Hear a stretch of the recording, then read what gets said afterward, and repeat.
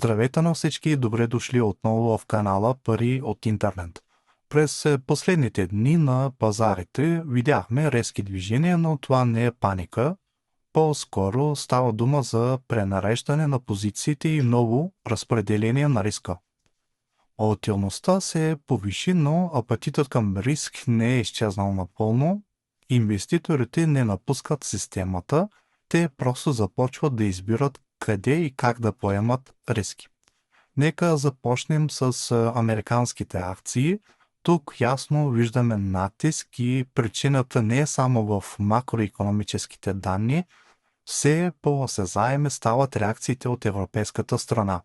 След търговските мита и геополитическия натиск от САЩ, в Европа се засили разговорът за отдалечаване от американски активи. Важно е да подчертаем нещо. Това не е бягство от пазара, капиталът не изчезва, сменя посоката си. Сега нека погледнем и валутните пазари.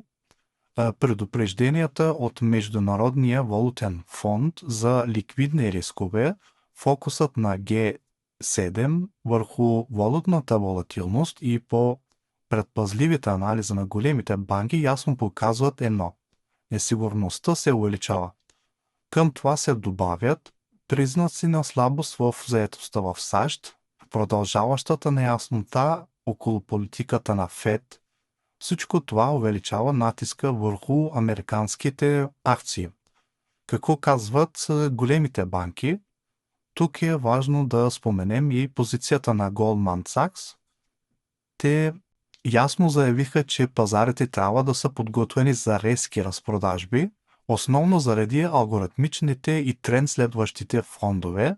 Дори при краткосрочни покачвания, подобни фондове могат да продадат за милиарди в много кратко време. С други думи, пазарът остава крехък. И сега защо златото?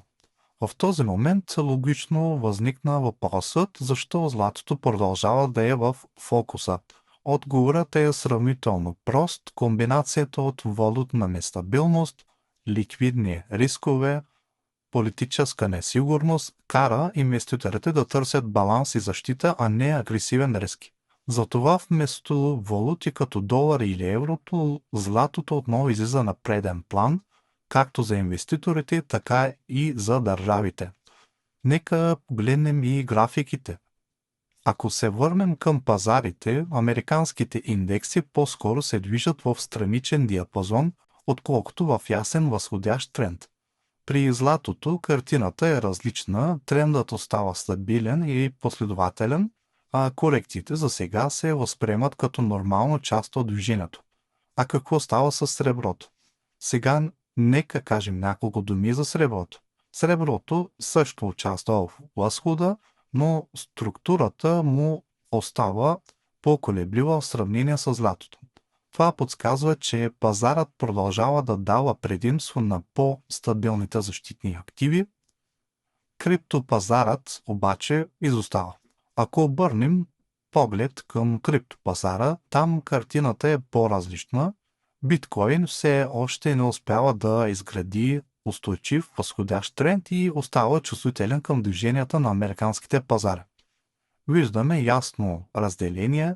Капиталът се концентрира основно в биткоин и по-големите алткоини, докато по-малките проекти остават под натиски. Когато съберем всичко това, геополитика, валутен риск, несигурност на пазарите, става ясно защо защитните и държавно независими активи продължават да бъдат предпочитани.